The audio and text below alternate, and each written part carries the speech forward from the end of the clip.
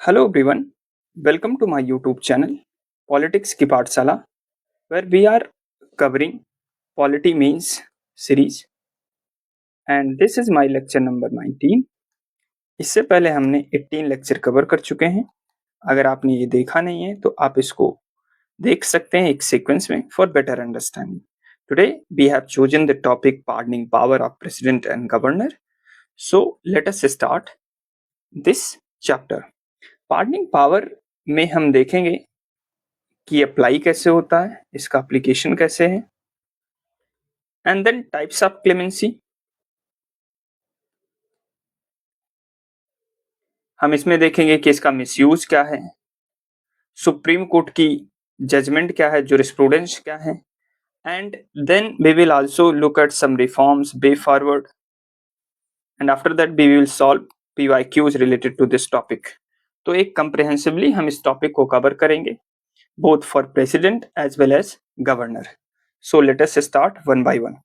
Pardoning power. ये एक executive clemency होता है.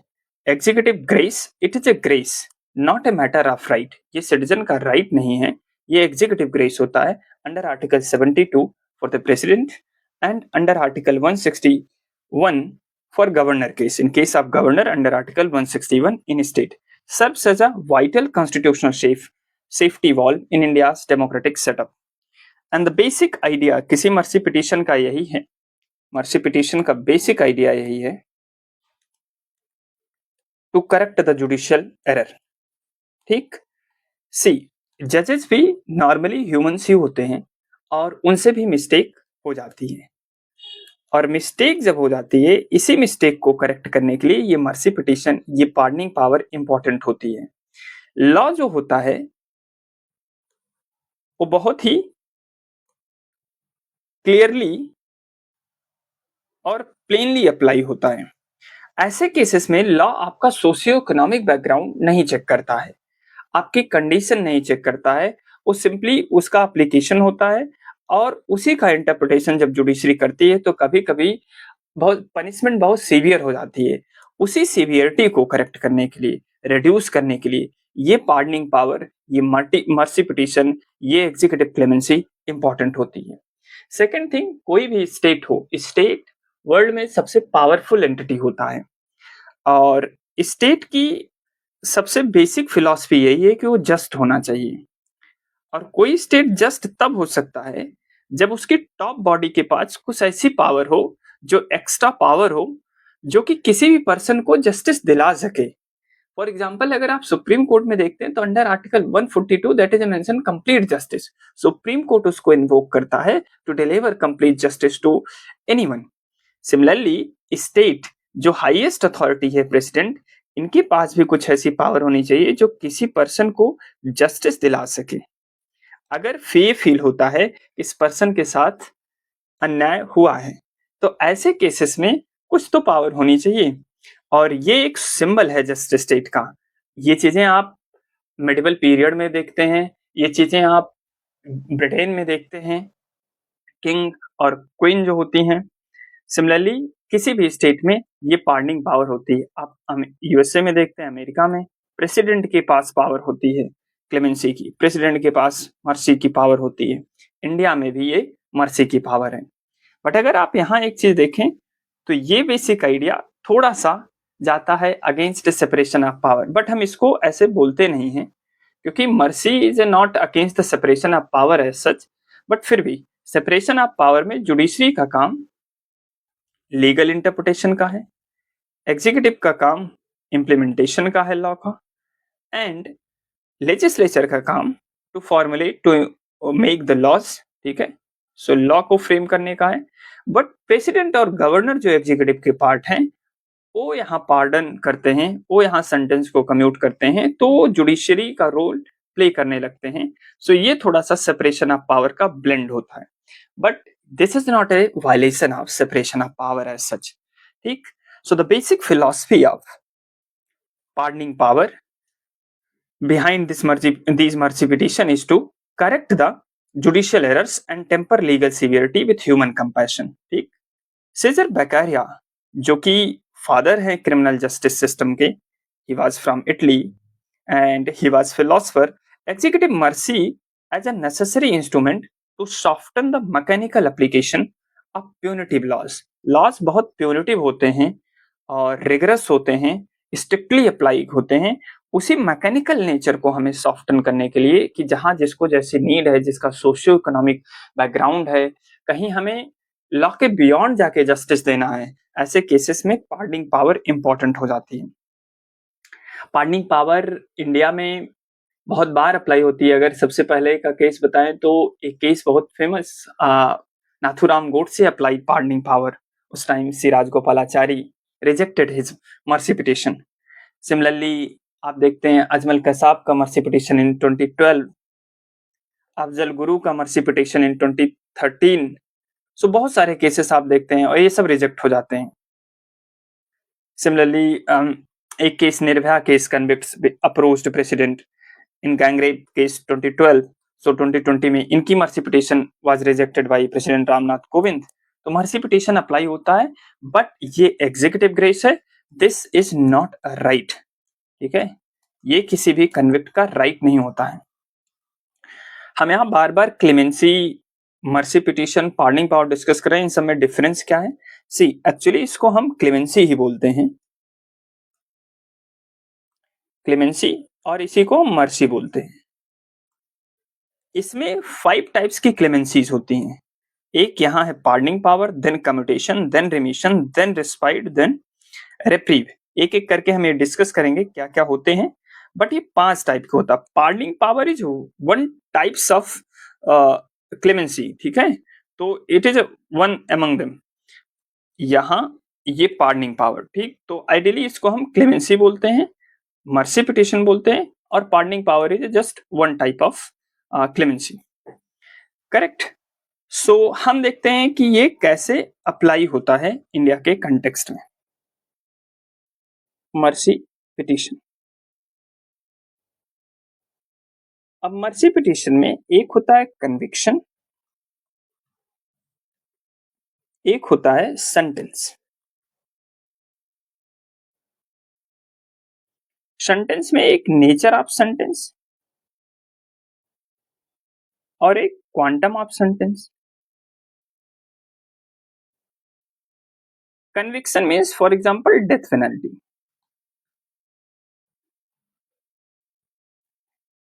जब प्रेसिडेंट किसी भी पर्सन के कन्विक्शन और सेंटेंस दोनों को एब्सॉल्व कर देते हैं, हम उसी को पार्डन बोलते हैं। ठीक, ये कन्विक्शन, आपकी डेथ पेनल्टी और आपका नेचर जो है, नेचर में भी हो सकता है वो रिगरस पनिशमेंट हो, सिंपल पनिशमेंट हो, सिंपल जेल टर्म हो, रिगरस जेल टर्म हो, वो नेचर है। ठीक है, और क्वांटम 5 इयर्स है, 10 इयर्स है, ये क्वांटम होता है। कन्विक्शन, डेथ पेनल्टी, अगर आपका कन्विक्शन, सेंटेंस, दैट मीन्स वो रिगरस नेचर है और सिंपल नेचर है, और उस क्वांटम, ये दोनों ही क्या होते हैं, अगर एब्सॉल्व हो जाते हैं, दोनों ही माफ कर दिए जाते हैं, हम उसको पार्डन बोलते हैं।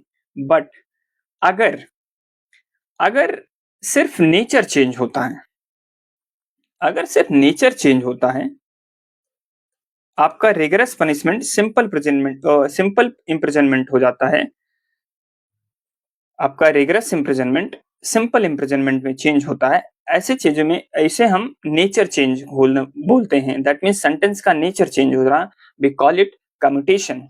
बट अगर क्वांटम चेंज हो रहा है, 5 इयर्स की पनिशमेंट 10 इयर्स की पनिशमेंट 5 इयर्स हो जा रही है, ऐसे चीजों को हम रेमिशन बोलते हैं, इसे हम रेमिशन बोलते हैं।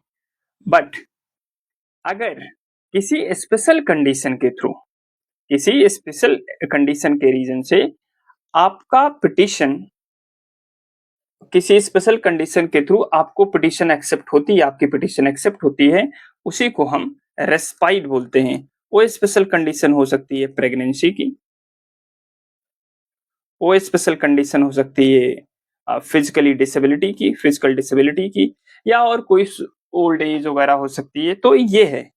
और अगर जस्ट आपकी एग्जीक्यूशन ऑर्डर पर स्टे हो जाता है, इस सिचुएशन को हम रेप्रीव बोलते हैं। रेप्रीव, ये डिफरेंस होता है। जब कन्विक्शन और सेंटेंस दोनों एब्जॉल्व होंगे, हम उसको पार्डन बोलते हैं। जब सिर्फ नेचर चेंज होता है सेंटेंस का, तो हम कम्यूटेशन बोलते हैं। आपका रिगरस इम्प्रिजनमेंट सिंपल इम्प्रिजनमेंट में, या आपकी डेथ पेनल्टी लाइफ इम्प्रिजनमेंट में चेंज होती है, तब भी हम उसको कम्यूटेशन बोलते हैं, क्योंकि नेचर शिफ्ट हो गया। अगर सिर्फ नंबर क्वांटम डिक्रीज हो रहा है, 10 ईयर्स की इम्प्रिजनमेंट जो थी अब वो 5 ईयर्स हो गई है, तो हम उसको रिमिशन बोलते हैं। अगर स्पेशल कंडीशन के रीजन से आपको कंसेशन दिया जा रहा है, we call it respite. Otherwise अगर सिंपल स्टे है आपके एग्जीक्यूशन ऑर्डर पर, we call it reprieve. Okay, so यहाँ हम देखते हैं कि pardon completely absolves the punishment. अगर प्रेसिडेंट आपको एक बार एब्जॉल्व कर दिए, तो you are like a newborn child. आपका हर एक पनिशमेंट, हर एक जो क्रिमिनल रिकॉर्ड है, वो सब के सब सारे के सारे कंप्लीटली वाइप आउट हो जाएंगे। आप कंप्लीटली फ्रेश हो जाओगे। तो आपने और उससे रिलेटेड जितने भी अदर पनिशमेंट होंगी, वो सारी की सारी एब्जॉल्व हो जाएंगी, ऑटोमेटिक डाइल्यूट हो जाएंगी। This is a pardoning power. Pardon means complete pardon, full pardon, उससे रिलेटेड कोई पनिशमेंट नहीं रह जाएगी। Commutation, so substitution of heavier form of punishment. Suppose death penalty आपकी लाइफ इम्प्रिजनमेंट में, तो आपका नेचर चेंज हो गया। रिमिशन में आपका वो जो क्वांटम था सेंटेंस की, वही रिड्यूस हो गई। 10 ईयर्स का रिग्रेस इम्प्रिजनमेंट था, 5 ईयर्स का रिग्रेस इम्प्रिजनमेंट हो गया। बट नेचर अगर आप देखोगे तो यहाँ सेम है, ये रिग्रेस इम्प्रिजनमेंट ही रहेगा। रेस्पाइट में आपको लेसर पनिशमेंट मिलती है। क्यों? Because of special condition. For example pregnancy का इशू हो गया, एज वगैरह आपकी ज्यादा है, या physical disability etcetera. Reprieve granting a temporary stay on the execution of sentence. Specially death sentence में आप ये सब देखते हैं कि एक स्पेसिफाइड पीरियड के लिए स्टे हो जाता है, फिर उसके बाद ये एग्जीक्यूशन होगा, उस पर कोई कुछ स्टॉप नहीं हो सकता, बट ये एक सर्टेन पीरियड के लिए, टेम्परेरी पीरियड के लिए स्टे हो जाता है। सो ये 5 टाइप्स की क्लेमेंसी होती हैं। Pardon is one type of clemency. What is the difference between clemency power of president and clemency power of governor? So governor cannot grant a complete pardon for a death sentence, even it is passed under the state law. So governor के पास ये power नहीं है कि अगर death penalty है, चाहे वो state में है या सेंट्रल लॉ के अंडर में है, उसको कंप्लीटली पार्डन कर दें। बट यस, इस डेथ पेनल्टी को गवर्नर कम्यूट कर सकते हैं, इस डेथ पेनल्टी को गवर्नर रिमिशन कर सकते हैं, रेस्पाइट इशू कर सकते हैं, एंड रेप्रीव कर सकते हैं। तो ये चारों अप्लाई हो सकता है डेथ पेनल्टी में, बट पार्डन नहीं अप्लाई हो सकता है। ठीक, तो फुल्ली पार्डन गवर्नर नहीं कर सकते हैं। This is a power is vested only with president, full pardon. So the governor can suspend, remit and commute a death sentence, not complete pardon. The governor has no power over military court conviction. तो military की अगर किसी court ने आपको convict किया है, तो ऐसे केसेस में only option you have, that is a president. President central state laws दोनों पर अप्लीकेबल होते हैं, कहीं भी कोई भी मैटर रहे, pardon, commutation, remission, respite, reprieve सब अप्लीकेबल होता है प्रेसिडेंट के लिए। Governor only for state laws, जहां तक स्टेट का जुरिस्डिक्शन है और जहां से वो गवर्नर है। सो this is the basic difference between clemency power of president and clemency power of governor. ठीक, सो यहां तक हमने ये समझा कि क्या क्या ये है। And now the next topic, that is significance of clemency power. मैंने पहले ही बताया कि क्लेमेंसी शो करता है कि स्टेट जस्ट है। स्टेट को अगर जस्टिस डिलीवर करना है बियॉन्ड लीगल फ्रेमवर्क, बियॉन्ड उस आर्काइक इकोसिस्टम जो है लीगल मैकेनिज्म, उसके बियॉन्ड अगर प्यूनिटिव मैकेनिज्म के थ्रू जाना है, इस प्यूनिटिव आइडिया से हटकर अगर सब्सटैंटिव जस्टिस देना है। सब्सटैंटिव जस्टिस ये होता है जहां आउटकम के बेसिस पे जस्टिस दिया जाता है, कोई लीगल सिस्टम फॉलो नहीं होता। यहाँ सीआरपीसी नहीं अप्लाई होती, यहाँ बीएनएस नहीं अप्लाई होता, यहाँ एग्जीक्यूटिव डायरेक्टली माइंड अप्लाई करते हैं कि आपकी सोशियो इकोनॉमिक कंडीशन क्या है, आपका अदर बैकग्राउंड क्या है, कि कोई और कंडीशन है, प्रेगनेंसी की कंडीशन है, ओल्ड एज है, क्या ऐसा रीजन है, सॉवरेंटी सिक्योरिटी का इशू है, नेबरहुड रिलेशन का इशू है, कहाँ है, एक सब्सटैंटिव जस्टिस आपको डिलीवर किया जाता है। इस आइडिया को ही शो करने के लिए ये क्लेमेंसी पावर एग्जीक्यूटिव के पास होती है। So mercy petition represents a sovereign justice system from legal punitive to substantive justice. President Dr. Rajendra Prasad accepted 180 out of 181 mercy petition and several were he committed basically. Similarly आप देखते हैं doctor Zakir Hussain. Zakir Hussain के पास भी जितने mercy petition apply होते हैं वो सारे के सारे एक्सेप्ट कर लेते हैं। He was president between 1967 to 69। But on the other hand आप देखते हैं president R Venkataraman. R Venkataraman के पास जितने मर्सी पिटिशन अप्लाई होते हैं वो सारे के सारे रिजेक्ट ही कर देते हैं। He was the president during 1987 to 1992। ठीक, तो ये सारे के सारे रिजेक्ट कर देते हैं। डॉक्टर जाकिर हुसैन सारे मर्सी पिटिशन एक्सेप्ट कर लेते हैं। President doctor Rajendra Prasad accepted 180 mercy petition. Correcting the miscarriage of justice, re-examine the case strictly through the lens of substantive fairness, outcome के बेसिस पे डिलीवरी होती है जस्टिस की। कहर Singh versus union of India 1989, supreme court clarified that president when exercising power under article 72 can scrutinize the evidence afresh and form a view different from that arrived at by the courts। कहर सिंह का case 1989। कहर सिंह का case हम और अच्छे से देखते हैं यहाँ डिटेल में। कहर सिंह थे कौन? कहर Singh 1989 case versus union of India.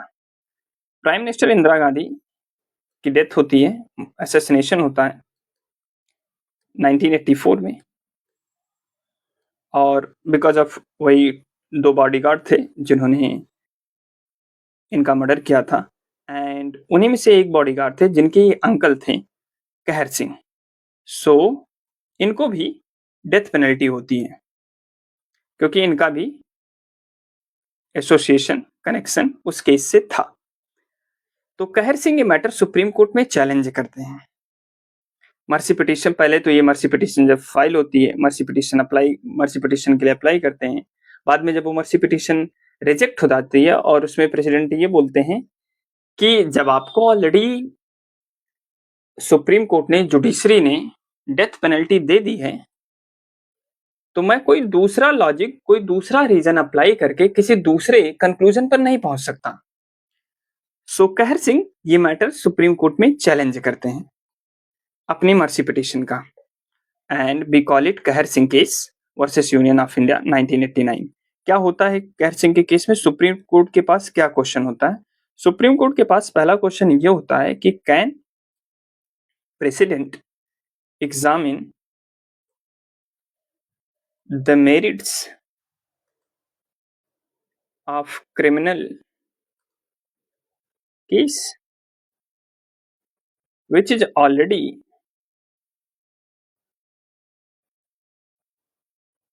decided by Supreme Court। Second question ये था कि does a convict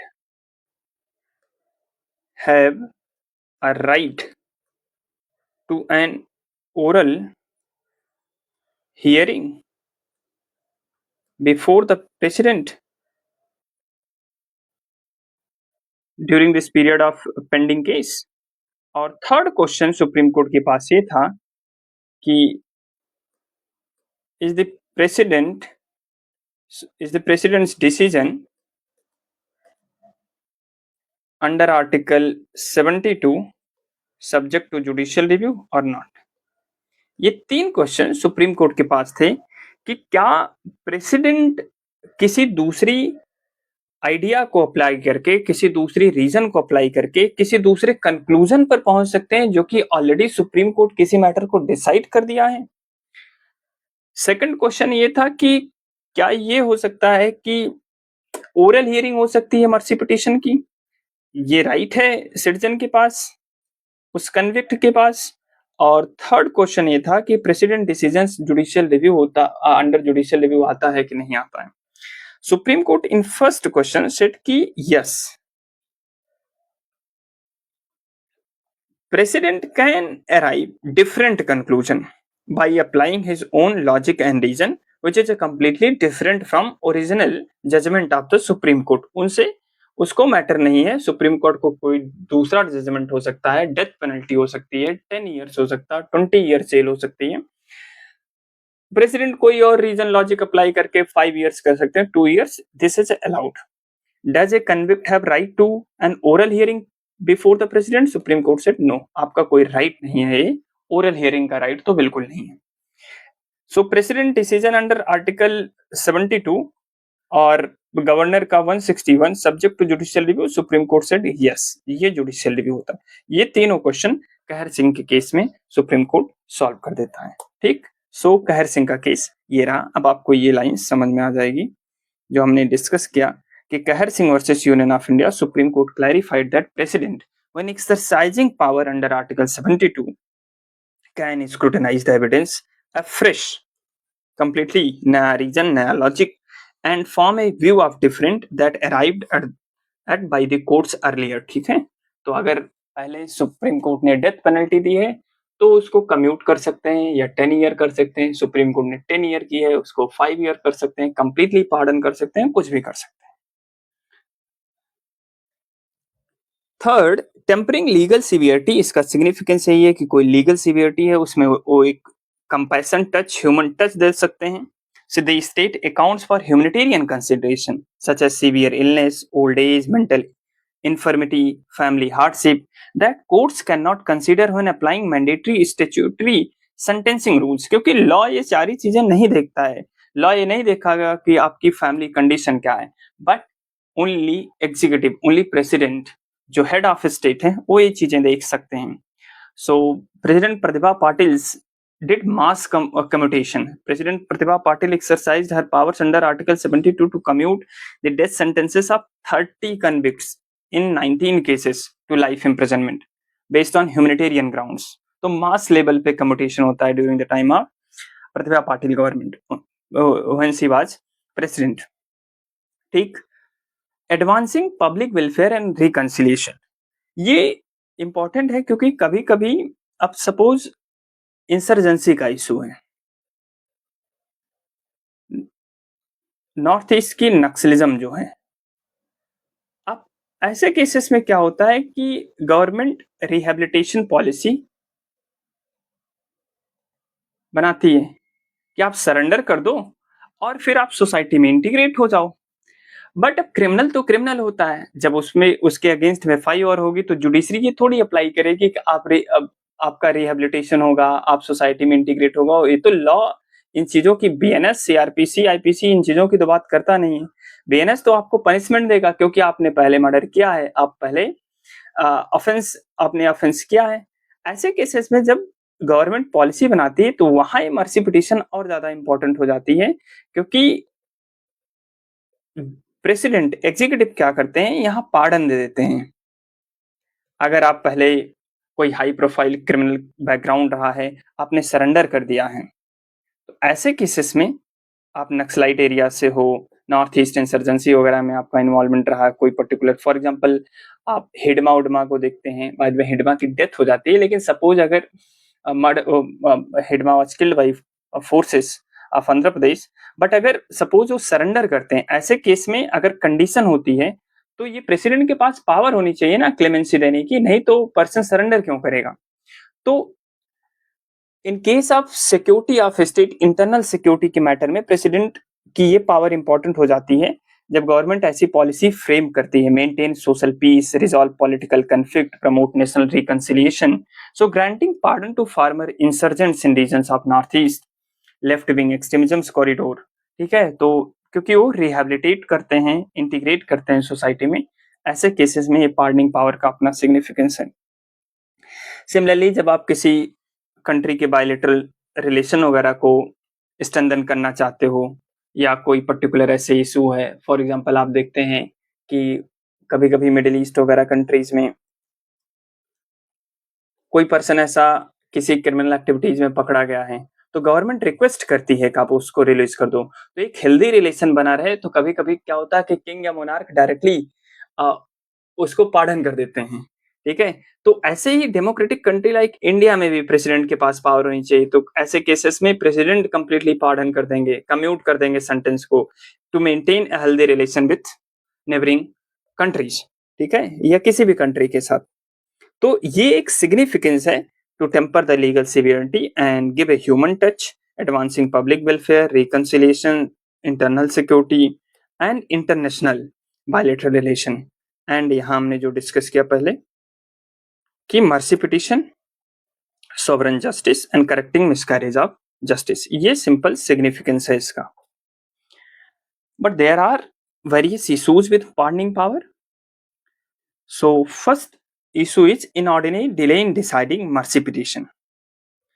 Supreme Court in Shatrughan Chauhan versus not Shatrughan Sinha, Shatrughan Chauhan versus Union of India 2014.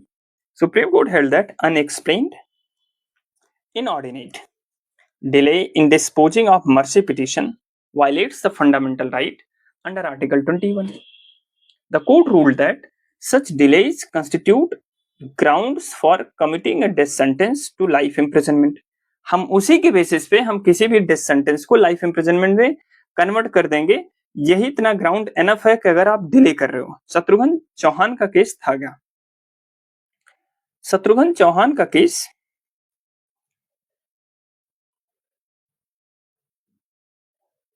Shatrughan Chauhan case 2014 में challenge होता है।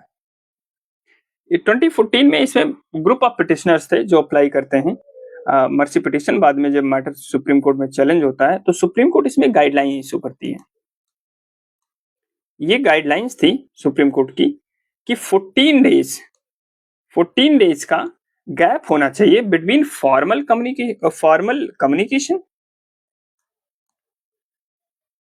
Formal communication of mercy rejection और acceptance and actual execution, ताकि convict को ये प्रॉपर टाइम मिल जाए legal aid, legal remedy लेने के लिए। तो ये 14 डेज का टाइम पीरियड होना चाहिए जब आप formal communication of mercy rejection आप अगर रिजेक्ट कर रहे हो, एक्सेप्ट कर रहे हो, और एक्चुअल अगर आप एग्जीक्यूट कर रहे हो, तो उसके बीच में 14 डेज का टाइम पीरियड होना चाहिए। सेकेंड, रिटन रीजन होना चाहिए,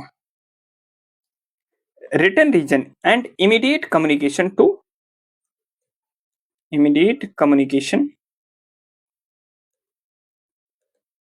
to convict and their family members. ठीक, तो इमीडिएटली वो रिटर्न में होना चाहिए और इमीडिएटली होना चाहिए। एंड सोलिटरी कन्फाइनमेंट जो होता था ये बैन है, ये completely supreme court unconstitutional declare कर सकता है कि अगर मर्सी पिटीशन किसी की पेंडिंग है तो आप उसको सोलिटरी कन्फाइन नहीं कर सकते हो पर्सन को। And second and fourth guideline ये थी कि साइकियाट्रिक रिपोर्ट होनी चाहिए, मेडिकल एड होना चाहिए। ठीक है, और अगर कोई मेडिकल इलनेस है, मेडिकल कोई पर्सन अनफिट है मेडिकली, तो ऐसे केस में एग्जीक्यूशन नहीं होगा। तो ये भी इंपॉर्टेंट है। ये शत्रुघ्न चौहान केस 2014 में सुप्रीम कोर्ट एक बाइंडिंग गाइडलाइंस इशू करता है। शत्रुघ्न चौहान में बहुत सारे केसेस थे, एक ग्रुप ऑफ पिटिशनर्स 10-15 पिटिशनर्स थे इसमें, और ये सारे लोग अप्लाई करते हैं। तो बाद में ये मैटर जब चैलेंज होता है तो सुप्रीम कोर्ट की ये गाइडलाइन आती है। So supreme court in this case said कि अगर आपका जो मर्सी पिटिशन है वो इनऑर्डिनेट डिले है, अननेसेसरी डिले हो जा रहा है, कोई रिटन रीजन नहीं है, तो ये ही ग्राउंड एनफ है। ये फर्स्ट ऑफ ऑल ये वायलेट करता है आपकी पर्सनल लाइफ एंड लिबर्टी को अंडर आर्टिकल 21, और सेकंड थिंग यही ग्राउंड एनफ है कि कोर्ट इसी ग्राउंड को कंसिडर करके आपके डेथ सेंटेंस को लाइफ इम्प्रिजनमेंट में कन्वर्ट कर देगा। ठीक, so this was Shatrughan Chauhan versus union of India 2014। This is the one issue. तो और इसमें कभी कभी होता है कि ये डेलिबरेटली डिले कर देते हैं ड्यू टू ब्यूरोक्रेटिक इशूज, तो पेंडिंग हुआ है, ब्यूरोक्रेटिक प्रॉब्लम है, आपकी फाइल मूव ही नहीं कर रही है, मिनिस्ट्री ऑफ होम अफेयर से मूव नहीं कर रही है, जा ही नहीं रही है, तो ऐसे केसेस में ये डिले कभी कभी बहुत ज्यादा हो जाता है। Political bias and arbitrariness, since it is based on the advice of council of minister, political consideration, electoral calculus और party affiliation rather than humanitarian grounds. So see, जो ये pardoning power है, ये प्रेसिडेंट एक्सरसाइज करते हैं solely based on the advice of council of minister. ये satisfaction president का self satisfaction नहीं होता है, ये सेटिस्फैक्शन किसका होता है? काउंसिल ऑफ मिनिस्टर का। अब जब काउंसिल ऑफ मिनिस्टर इन्वॉल्व इसमें है तो अभी इससे बात है, ये बहुत सारे कभी कभी पॉलिटिकल इलेक्टोरल कैलकुलस अपना देखते हैं और उसी के अकॉर्डिंग मर्सी पिटीशन सेंड करते हैं प्रेसिडेंट के पास। तो इसमें कभी कभी पॉलिटिकल नेपोटिज्म रहता है, बायसनेस रहती है, आर्बिट्री कभी कभी अप्लाई होता है। So supreme court set aside a pardon granted by governor of Andhra Pradesh Epuru Sudhakar case versus government of Andhra Pradesh 2006। Epuru Sudhakar में एक कांग्रेस पॉलिटिकल वर्कर होते हैं, उनका नाम था गौरा वेंकटा रेड्डी। ये मर्डर कर देते हैं इपूरू चिन्ना का। इपूरू चिन्ना जो थे वो टीडीपी पॉलिटिकल पार्टी से थे, तेलुगु देशम पॉलिटिकल पार्टी। ये इनका मर्डर कर देते हैं। सो कांग्रेस पॉलिटिकल वर्कर जो हैं, और बाद में जब मैटर चैलेंज होता है आंध्र प्रदेश कोर्ट में तो इनको डेथ सेंटेंस दे दिया जाता है। बट होता क्या है कि कुछ साल बाद गौरा वेंकटा रेड्डी की वाइफ जो होती हैं वो एमएलए होती हैं, हो जाती हैं, कंटेस्ट करती हैं और जीत जाती हैं। So she applied a mercy petition with governor, Andhra Pradesh governor, और गवर्नर क्या करते हैं, सेंटेंस को कम्यूट कर देते हैं। अब जब वो सेंटेंस को कम्यूट कर दिए, रिमिशन रहती है इनकी, by the way this is not commission, it was remission. और जब ये सेंटेंस रिमिशन हो जाता है, रिमिट कर दिया जाता है, और इससे इनको इमीडिएट रिलीज मिल जाती है। ही वाज रिलीज्ड, एंड जब वो रिलीज हो जाते हैं तो फिर क्या होता है, इपूरू चिन्ना के सन इपूरू सुधाकर ये मैटर सुप्रीम कोर्ट में चैलेंज करते हैं। इन्हीं के सन होते हैं और ये मैटर सुप्रीम कोर्ट के चैलेंज जब होता है तो supreme court basically quest this remission order, ठीक है, एंड सेट कि ये political consideration, political motivated mercy petition थी जिसमें ये रिमिशन अप्लाई होता है गवर्नर, ये कंप्लीटली पॉलिटिकली मोटिवेटेड है, इसमें कोई रैशनैलिटी नहीं है, और एक मालाफाइड ग्राउंड पे ये रिमिशन दिया गया है। और सुप्रीम कोर्ट इस कंप्लीटली इपूरू सुधाकर केस में ये गौरा वेंकटा रेड्डी का जो रिमिशन पिटीशन था ये कंप्लीटली रिजेक्ट कर देती है और गवर्नर का ये ऑर्डर कंप्लीटली रिजेक्ट हो जाता है। ठीक, so this was Epuru Sudhakar versus state of Andhra Pradesh. तो ये कभी कभी पॉलिटिकल मोटिव के लिए भी अप्लाई होता है और मालाफाइड ग्राउंड पर अप्लाई होता है। ठीक, सो ये रीजन आप समझ सकते हैं। सिमिलरली अगर पॉलिटिकल बायस एंड आर्बिट्रीनेस की बात करें तो आप देखते हैं बिल्किस बानो का केस। बिल्किस बानो का केस 2022 में गुजरात गवर्नमेंट क्या करती है, इसमें जितने कन्विक्ट्स होते हैं इन सबको रिलीज कर देती है। बाद में जब ये मैटर सुप्रीम कोर्ट में चैलेंज होता है तो सुप्रीम कोर्ट सारे के सारे प्रिजनर्स और सारे के सारे कन्विक्ट्स को फिर से जेल कर देती है। ठीक है, सो this was Bilkis Bano case 2024 में। जब ये 2022 में अगेन और 2024 में चैलेंज अगेन होता है तो सुप्रीम कोर्ट फिर से सारे कन्विक्ट्स को फिर से जेल भेज देती है।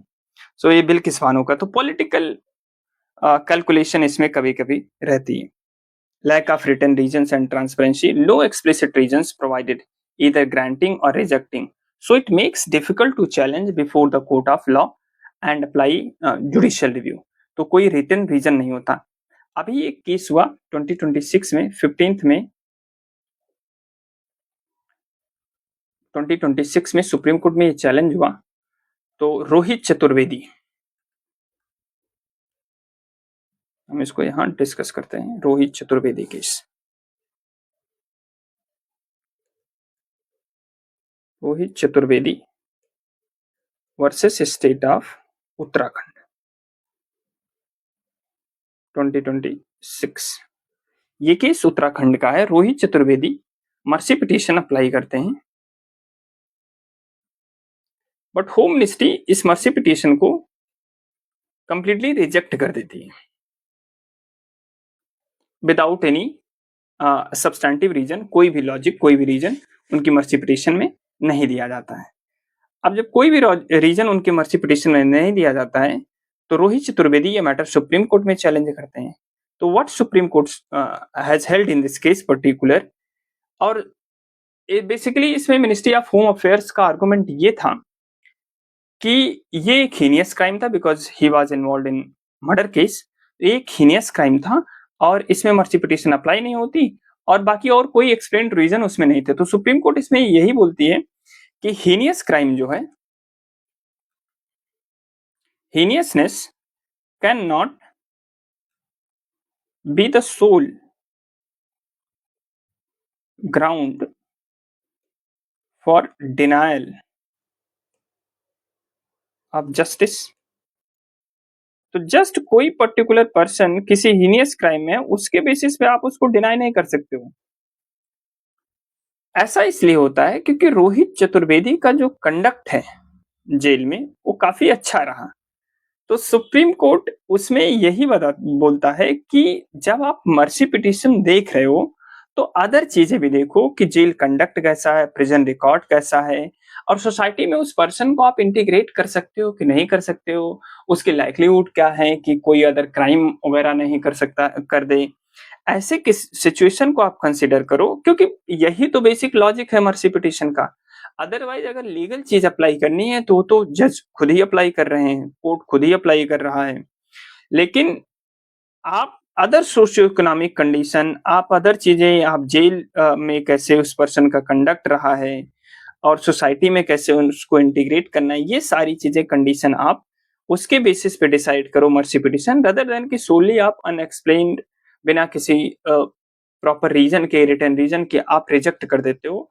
This is something not good in case of mercy petition. ठीक. So this was Rohit Chaturvedi versus state of Uttarakhand May 15, 2026 judgment by supreme court. ठीक.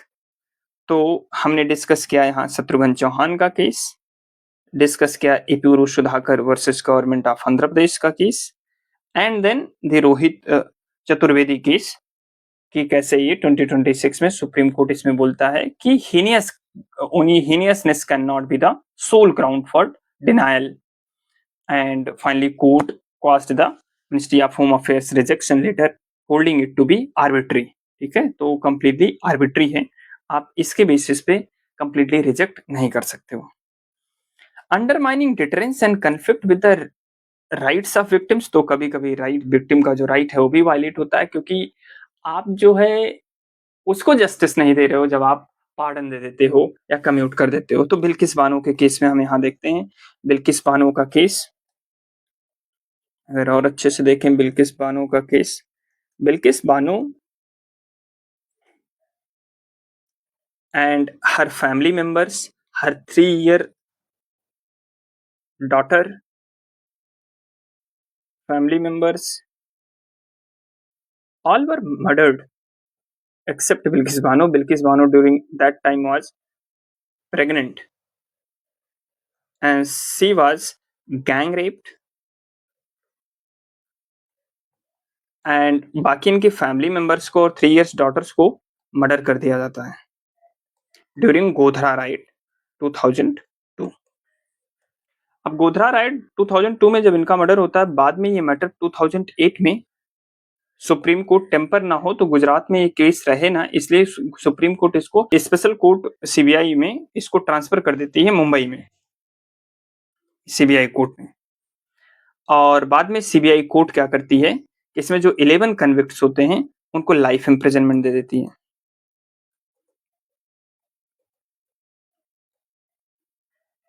लाइफ इम्प्रिजनमेंट हो जाता है, और जब लाइफ इम्प्रिजनमेंट हो जाता है तो ये आ, इनका कंप्लीट लाइफ इम्प्रिजनमेंट रहता है। बाद में ये 2022 में गुजरात गवर्नमेंट क्या करती है, इनको रिलीज कर देती है, जो इसमें 11 कन्विक्ट्स होते हैं, रेमिशन इनको मिल जाता है। देन बिल्किस बानो ये मैटर अगेन 2024 में सुप्रीम कोर्ट में चैलेंज करती है, और सुप्रीम कोर्ट कंप्लीटली इस रेमिशन को ही रिजेक्ट कर देता है, और फिर से इसमें जो 11 कन्विक्ट्स थे इनको फिर से जेल में सेंड कर दिया जाता है। ठीक, सो ये मर्डर केस था और रेप केस था, गैंग रेप केस था बिल्किस बानो के केस में। तो इसमें भी पॉलिटिकली मोटिवेटेड था, तो इसी चीजों में प्रॉब्लम है, इश्यूज है पार्डनिंग पावर में। तो कभी कभी ये पॉलिटिकली मोटिवेटेड होता है, बिना किसी फेयर माइंड के और पॉलिटिकल कैलकुलस को देख करके ये अप्लाई किया जाता है। सो इनऑर्डिनेट डिले है, पॉलिटिकल बायस है, आर्बिट्रीनेस है, lack of written reasons and transparency है, एंड ये वायलेट करता है कन्विक्ट्स के राइट को, विक्टिम के राइट्स को। ठीक, अब अगर इसमें सुप्रीम कोर्ट की जजमेंट्स हम देखते हैं तो सबसे पहला case Maru Ram versus union of India, जहां सुप्रीम कोर्ट क्लियरली यही बोलता है कि power under article 72 and 161 must be exercised on the aid and advice of the council of minister. तो जो सेटिस्फैक्शन होता है प्रेसिडेंट का, वो कोई पर्सनल सेटिस्फैक्शन नहीं है, वो काउंसिल ऑफ मिनिस्टर का सेटिस्फैक्शन है। ठीक है, नॉट अ पर्सनल डिस्क्रिप्शन। कहर सिंह का केस हमने डिस्कस किया कि ये madam Indira Gandhi, prime minister Indira Gandhi के टाइम का है, उनके असैसिनेशन का, और इसमें ये उस बॉडीगार्ड के अंकल थे। और बाद में सुप्रीम कोर्ट में जब ये मैटर चैलेंज होता है तो सुप्रीम कोर्ट सेज कि president can exercise the mercy power and with A fresh evidence, और फिर वो डिफरेंट कंक्लूजन पर भी आ सकते हैं, जो कि ओरिजिनल कोर्ट के जजमेंट से डिफरेंट है। ये पूर्व सुधागर में हमने डिस्कस किया कि गवर्नर के रिमिशन ऑर्डर को सुप्रीम कोर्ट रिजेक्ट कर देता है कंप्लीटली, और supreme court here in Epuru Sudhakar case laid down the grounds of judicial review, कि अगर आपका जो mercy petition, remission, commutation, pardon जो भी है, अगर वो किसी मालाफाइड ग्राउंड पे है, बैड इंटेंशन से है, या order passed without application of mind, कोई रेशनैलिटी नहीं है उसका, डिसीजन बेस्ड ऑन एक्सट्रेनियस और irrelevant factor, caste, class, religion को देख करके वो कैलकुलस में है, उस केस में भी रिजेक्ट किया जा सकता है। Relevant material kept outside consideration, देखा ही नहीं गया है। सिमिलरली ऑर्डर सफर्स फ्रॉम आर्बिट्रीनेस, आप ऐसी कोई आर्बिट्री ऑर्डर है, तो ऐसे केसेस ये ग्राउंड हो सकते हैं supreme court in Epuru Sudhakar versus government of Andhra Pradesh में। ये कहता है कि यहाँ आप मैटर चैलेंज कर सकते हो और judicial review will be applicable on these all types of mercy petitions. Correct. Shatrughan Chauhan का केस हमने डिस्कस किया कि unexplained inordinate delays subjected to intense psychological agony, that means it violates the article 21 right to life and personal liberty. On this ground only a death sentence can be commuted to life imprisonment. Rejection of mercy petition must be communicated in writing immediately to the convict and their family members. ठीक है, तो ये immediately return reason में होना चाहिए और communication उसका होना चाहिए। Rohit Chaturvedi versus state of Uttarakhand 2026 मई 15 का ही जजमेंट है, इसको भी हमने डिस्कस किया कि supreme court has held that the remission can not be denied solely on the ground that the offence was heinous. वो पर्टिकुलर मर्डर का केस था, रेप का केस था, क्या केस था, हम सिर्फ इस ग्राउंड पे रिमिशन नहीं डिनाई कर सकते हैं, हम अदर सोशियो इकोनॉमिक कंडीशन को भी देखेंगे। Observing that premature release must be assessed based on reformation, conduct in custody, and prospects of reintegration into society. Justice does not permit permanent incarceration of an individual in the shadow of their worst act. कि just किसी person का worst act है तो इसका मतलब ये नहीं कि आप उसको लाइफ इम्प्रिजनमेंट या डेथ पेनल्टी दे दोगे, अगर उसका conduct over a period of time अच्छा है और उस सोसाइटी में इंटीग्रेट होने लायक अगर है। ठीक, major reforms what we need here in mercy petition. So simple, वही सुप्रीम कोर्ट की गाइडलाइन जैसे शत्रुघ्न चौहान केस से लेकर के रोहित चतुर्वेदी केस तक कैसे इवॉल्व हुई है, हम एक एक करके उसी को यहाँ सिंपल वर्ड्स में कोडिफाई कर सकते हैं। So strict time bound disposal होना चाहिए, eliminate indefinite executive delays that cause death row phenomena. So इससे साइकोलॉजिकल एग्नी है, मेंटल एग्नी है फॉर कन्विक्ट्स, और ये वायलेट करता है आर्टिकल 21 को supreme court has held in Shatrughan Chauhan case 2014। Similarly objective and uniform guidelines होनी चाहिए।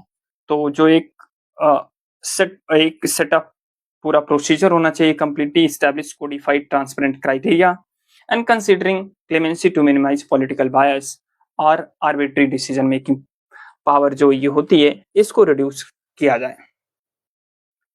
Decision must be consider post conviction behaviour, तो पर्सन का कंडक्ट कैसे है जेल में। So as said by supreme court in Rohit Chaturvedi versus state of Andhra Pradesh case. And mandatory written reason, home ministry को written reason देना चाहिए, अनएक्सप्लेन्ड कोई ऐसा रिजेक्शन नहीं होना चाहिए। Institutional coordination, creating dedicated specialised cell within government departments to handle mercy petition, क्योंकि कभी कभी ये ब्यूरोक्रेटिक डिले होता है, ठीक, तो इस चीज को हम अवॉइड कर सकते हैं। Post rejection protections, ensuring mandatory waiting period, वो जो 14 डेज की गाइडलाइंस हमने डिस्कस किया from Shatrughan Chauhan case. And regular mental health, ये सब शत्रुघ्न चौहान के केस में आता है। You can write down this particular bracket. So ये हमने डिस्कस किया कि इंडिया के केस में मर्सी पिटीशन पार्डनिंग पावर कैसे अप्लाई हो रही है, क्या उसमें इश्यूज हैं, क्या सुप्रीम कोर्ट के जजमेंट्स हैं उसको रिफॉर्म करने के।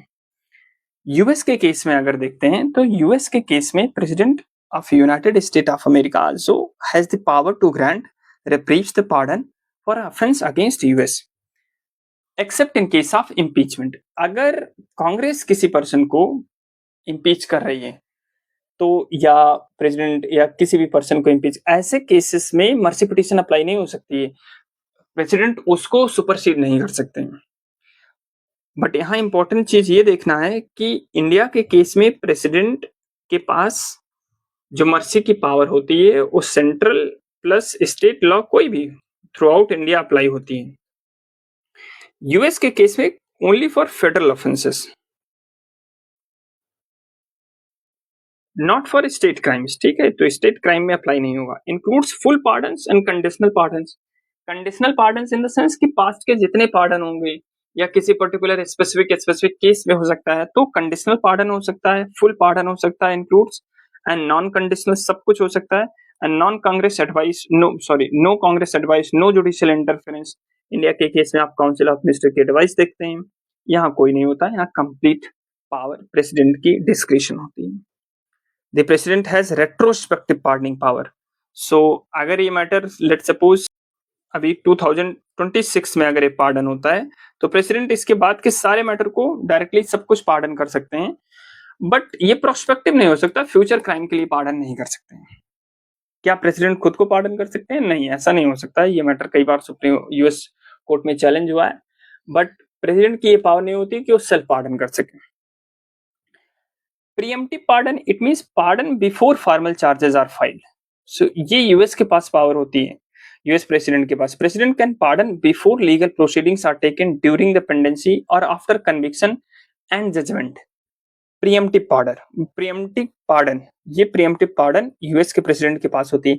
इंडिया में भी during the pendency, conviction and judgment, यहाँ भी पार्डनिंग की पावर होती है। Preemptive power as such India में मेंशन नहीं है, प्रीएम्प्टिव पावर लेकिन आपको यूएस में देखने को मिलती है। एक फेमस केस रिचर्ड निक्सन का है 1972-73 में, जब रिचर्ड निक्सन का वाटरगेट स्कैंडल होता है 1972-73 में, जब ये स्कैंडल होता है, ये एक बेसिकली इलेक्टोरल टेम्परिंग थी रिचर्ड निक्सन की प्रेसिडेंसी में, और बाद में रेजिग्नेशन दे देते हैं। तो इनके बाद जो प्रेसिडेंट होते हैं जेराल्ड फोर्ड, ये बाद में वाइस प्रेसिडेंट से जब प्रेसिडेंट होते हैं तो ये सबसे पहले इन्हीं को पार्डन करते हैं। Retrospective full free and absolute pardon for all federal offences, completely pardon कर देते हैं। लास्ट ईयर 2024 में जो बाइडेन प्रीएम्प्टिव पार्डन देते हैं Hunter Biden, his son Hunter Biden, who was convicted on tax evasion charges, and he basically gave full and unconditional pardon to his son Hunter Biden। इसी के because of यही news में था, तो इसलिए आप देखते हैं 2025 में PYQ भी आता है, write down the difference between the pardoning power of US president and Indian president and what is the preemptive pardon with US president, ये क्वेश्चन भी आता है। How to conclude this topic? So simple, जैसे आप एक proper introduction start किए थे, अगर आप वहाँ आर्टिकल लिख दिए तो यहाँ आर्टिकल नहीं लिखने का, और आप जो 4-5 केसेस हमने डिस्कस किया उसी में से एक केस पिकअप करके यहाँ कंक्लूजन के लिए बचा सकते हैं। सारे के सारे केसेस आप कंक्लूजन में नहीं लिखने का, एक वहां से रखे रहिए ताकि यहाँ कंक्लूड भी कर सकें इफेक्टिवली।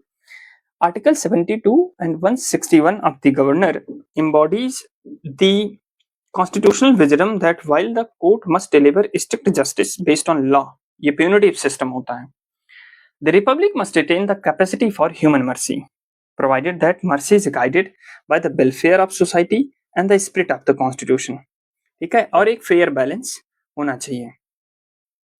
ठीक, सो ये चीजें हमने डिस्कस किया कि कैसे क्या क्या है यूएस प्रेसिडेंट का मर्सी पिटीशन क्या है, उनका प्रीएम्प्टिव पावर क्या है, क्या इश्यूज है इंडिया के पार्डनिंग पावर में, कैसे रिफॉर्म करना चाहिए, ये सब हमने एक एक करके डिस्कस किया। Now let us solve PYQs related to this topic. So सबसे पहला क्वेश्चन यहाँ जो है, आप वीडियो को पॉज कर लो and take a 11 to 30 minute और 12 to 15 minute and try to write down this answer. 15 marker ये है, ये क्वेश्चन आता है 2014 में, ये 2014 का पीवाईक्यू है, ये 15 मार्कर का क्वेश्चन है, तब 12.5 मार्कर का था। तो आप इसको 3 पेजेस में ट्राई करें लिखने की। एक क्वेश्चन ये, and compare and contrast the president power to pardon in India and in USA, are there any limits to it both countries, and what are preemptive pardons? Preemptive pardons क्या होता है US के president में? ये एक 10 marker का question है, तो आप इसको 2 पेजेस में ले सकते हैं। ये 2025 का पीवाईक्यू है, ये 2014 का पीवाईक्यू है, करेक्ट। तो आप इसको हाफ आवर में 30 मिनट में ट्राई करें लिखने का, फिर उसके बाद लेक्चर को प्रोसीड करें। ओके, आई होप आपने ट्राई किया होगा। So let us look at the answer of this question. First of all इसको आप खुद ट्राई कर लेना, क्योंकि ये तो बहुत ईजी है, हमने डिस्कस किया गया क्या डिफरेंस है इंडिया के प्रेसिडेंट में और यूएस के प्रेसिडेंट में। प्रीएम्प्टिव पार्डन भी हमने यहाँ डायरेक्टली डिस्कस कर दिया है कि प्रीएम्प्टिव पार्डन होता क्या है, कि जब preemptive pardon before legal proceeding during their pregnancy, तो अगर यहीं हम पार्डन दे देते हैं तो we call it preemptive pardon. Simple word, English word, preemptive pardon. First question हम डिस्कस करते हैं, instances of presidents delay in committing their sentences has come under public debate as a denial of justice. Should there be a time limit specified for the president to accept or reject such petitions? ये 2014 में जब question आता है तो इसी time में वो judgement आप देखते हैं शत्रुघ्न चौहान का case, Shatrughan Chauhan versus union of India 2014 का केस, जिसमें Supreme Court binding guideline issue करते हैं। ठीक, सो हम इसका आंसर देखते हैं। सिंपल इंट्रोडक्शन आपको लिखना है, ज्यादा कुछ फिलोसॉफिकल इंट्रोडक्शन नहीं लिखना है, सिंपल आपको आर्टिकल कोट करना है। This question related to under article 72 form of substantive, आप इसको अंडरलाइन कर देना, substantive justice exercised by the president, however due to the absence of prescribed constitutional timeline it frequently leads to inordinate and prolonged delay। simple introduction and maximum 3.5 line, इससे ज्यादा नहीं जाने का, क्योंकि ये 15 मार्कर का क्वेश्चन है, तो और भी इसमें 3-4 पार्ट हैं, तो ताकि आपको स्पेस रहे। और एक छोटा सा माइक्रो डायग्राम, ये काफी बड़ा है, इसको भी आप सॉर्ट कर सकते हो। एक छोटा सा, इसको आप जस्ट ऐसे करके, ऐसे ऐसे ऐसे करके, pardon, commutation, remission, respite, reprieve, इसको डिफरेंस नहीं लिखने का, जस्ट ऐसे थोड़ा सा मैपिंग करके अंडर आर्टिकल 72 बाय प्रेसिडेंट, बस दैट्स इट। छोटा सा माइक्रो डायग्राम क्वेश्चन के इंट्रो के बाद micro diagram, and then the main heading is कि delaying in committing sentence as a denial of justice. Yes, obviously आपने देखा कि कैसे शत्रुघ्न चौहान के केस में सुप्रीम कोर्ट सेज कि it is a violation of article 21। ठीक, तो आप ये हेडिंग डालेंगे, ये आर्टिकल लिखेंगे, right to life and dignity, काम खत्म। इतना एक्सप्लेन करने की जरूरत नहीं, यहाँ एक वर्ड लिख देंगे, मेंटल टॉर्चर एंड एग्नी, बात खत्म। Similarly second point, executive discretion and uncertainty, political bias होता है, तो आप इसको केस में रोहित चतुर्वेदी का केस, अनएक्सप्लेन्ड डिनायल है, कोई उसमें रिटन रीजन नहीं था, तो ministry of home affairs completely denied without any reason. तो ऐसे केस में अब वहां वो पॉलिटिकल इशू हो सकता है, पॉलिटिकल कैलकुलस होता है, यहाँ बेटर होगा कि आप बिल्किस बानो का केस बट बिल्किस बानो का केस बाय द वे उसमें तो कन्विक्ट को रिलीज कर दिया जाता, उसको आप नहीं लिखने का, यही लिख देना। Breakdown of the just state and human rights, obvious सी बात है। हाँ, स्टेट की जो जॉब है, रिपब्लिक एक जस्ट स्टेट होना चाहिए और उसमें ह्यूमन राइट्स की रिस्पेक्ट होनी चाहिए। बट अगर आप वायलेट करते हो, अगर आप इनऑर्डिनेट डिले है और तो वो उस जस्टिस सिस्टम के अगेंस्ट में जाता है। So prolonged incarceration on death row creates a situation of double punishment, solitary confinement आपकी है और एग्जीक्यूशन पेनल्टी भी है, ठीक है, that violates international standards, universal declaration of human rights, ठीक। There should be a time limit, इसके favour में क्या आर्गुमेंट है? To ensure protection of fundamental right, वही आर्गुमेंट हम यहाँ फिर से रिपीट कर देंगे। एवॉइडिंग द जुडिशियल, सी answer writing is all about just कैसे आप उन चीजों को डिफरेंट डिफरेंट लैंग्वेज में डिफरेंट डिफरेंट वे में इंटरप्रेट कर रहे हो। अदरवाइज बेसिक आइडिया यही है कि एक फाइन बैलेंस होना चाहिए। जैसे शत्रुघ्न चौहान के केस में सुप्रीम कोर्ट कहते हैं कि कोई स्ट्रिक्ट टाइमलाइन भी नहीं होनी चाहिए एंड सिंपल कि कंप्लीटली इनऑर्डिनेट कंप्लीट डिले भी नहीं होना चाहिए कि अब 4-5 ईयर्स डिले हो रहा है, तो एक फाइन बैलेंस होना चाहिए। बस वही इसमें आर्गुमेंट करना है, उसके बाद बाकी ये सब आर्गुमेंट आपको फ्रेम करनी है, लेफ्ट राइट, इससे ज्यादा नहीं। Abiding by judicial precedent, Shatrughan Chauhan case हमने पहले इसलिए शत्रुघ्न चौहान आगे नहीं लिखा था क्योंकि हमें यहाँ कोट करना था, वहां हमने आर्टिकल 21 लिख दिया, यहाँ हमने शत्रुघ्न चौहान का केस लिख दिया। सुप्रीम कोर्ट हेल्ड दैट कि inordinate unexplained delay is deciding in deciding petition is a supervening ground to commute the death penalty, उसी के बेसिस पे वो डेथ पेनल्टी को लाइफ इम्प्रिजनमेंट में कन्वर्ट कर देंगे। Preventing executive arbitrariness and political misuse, law commission also suggested कि एक रीजनेबल टाइम लेन होनी चाहिए, अगर कुछ ऐसा फिक्स नहीं तो एटलीस्ट 3 to 6 मंथ कुछ तो ऐसा होना चाहिए। This is the law commission report. And systematising mercy petition clearances, तो जैसे हमने बताया ना कि एक पूरा सेट ऑफ रिकॉर्ड प्रोसीजर उसका होना चाहिए कि कैसे वो मूव करता है, ताकि आप ट्रैक कर सको कि मर्सी पिटीशन अभी कहाँ है, कहाँ पेंडिंग है, किस पर्टिकुलर इंस्टीट्यूशन के पास तक है, मिनिस्ट्री ऑफ होम अफेयर्स तक है, स्टेट तक है, कहाँ है, उसका एक ट्रैक रिकॉर्ड होना चाहिए और उस to avoid the bureaucratic redtapism and delay. However क्योंकि कभी कभी ये यहीं रुक जाती है फाइल, तो प्रॉब्लम होती है। However rigid timelines have their own limitations, so अब उसके अगेंस्ट हम आर्गुमेंट यहाँ लिख देंगे। एग्जीक्यूटिव ग्रेस वर्सेस राइट, ये एग्जीक्यूटिव ग्रेस है, कोई मैटर ऑफ राइट थोड़ी है, तो इसको डिसाइड स्टेट करेंगे तो आप ऐसे टाइम थोड़ी इंपोज कर सकते हो। Mercy is an act of executive prerogative and symbol of justice in A sovereign Republic, तो यहाँ लीगल नहीं है, कोई मैटर नहीं है आर्टिकल 32 आप अप्लाई करते हो, ये सॉवरेन जस्टिस सिस्टम है जहां स्टेट अपनी एग्जीक्यूटिव क्लेमेंसी अप्लाई करता है पावर, और आपको क्या करता है कि जस्टिस डिलीवर करता है। तो यहाँ आप उसको कोर्ट में नहीं चैलेंज कर सकते हो, तो कुछ ऐसा आप लीगल टाइमलाइन नहीं अप्लाई कर सकते हो। And complexity of nature of cases, यहाँ आप ये लिख सकते हो, यहाँ मैंने लिखा नहीं, यहाँ example for example north east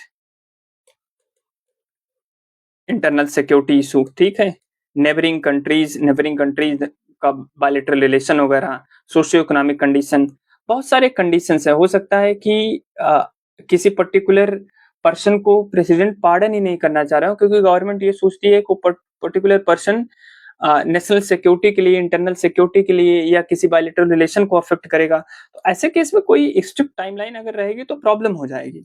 तो बहुत कॉम्प्लेक्सिटी होती है केस टू केस की ऐसे केसेस में, ठीक।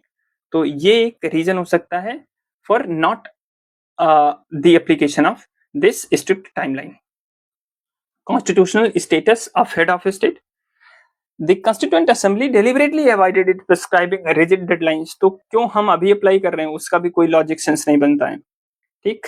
सो क्योंकि ये हेड ऑफ स्टेट है, हेड ऑफ स्टेट की क्लेमेंसी पावर होनी चाहिए और फ्री होनी चाहिए, वो एग्जीक्यूटिव क्लेमेंसी है, वो एग्जीक्यूटिव ग्रेस होना चाहिए रदर देन कि एक मैटर ऑफ राइट के थ्रू आप उसको एक स्ट्रिक्ट टाइमलाइन डेडलाइन में फिक्स कर दो, नहीं तो फिर लीगल और इस एग्जीक्यूटिव क्लेमेंसी में डिफरेंस ही क्या बचेगा।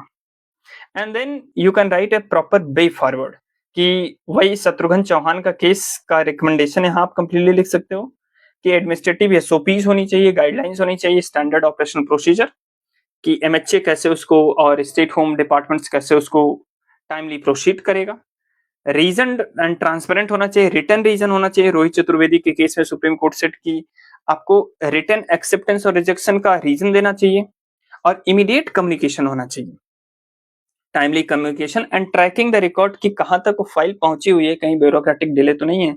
And periodic review mechanism by annual और annual review of pending mercy petitions high level committee, क्योंकि बहुत सारी मर्सी पिटिशंस पेंडिंग रह जाती हैं, ठीक है, और बहुत सारी फाइल तो सिर्फ होम सेक्रेटरी तक ही यहीं पड़ी रह जाती है। एंड फाइनली एक कंक्लूजन, आपको इतना ज्यादा एक्सप्लेन करके नहीं लिखना है, जस्ट आपको हेडिंग लिखनी है, एग्जाम्पल लिखना है, दैट्स इट।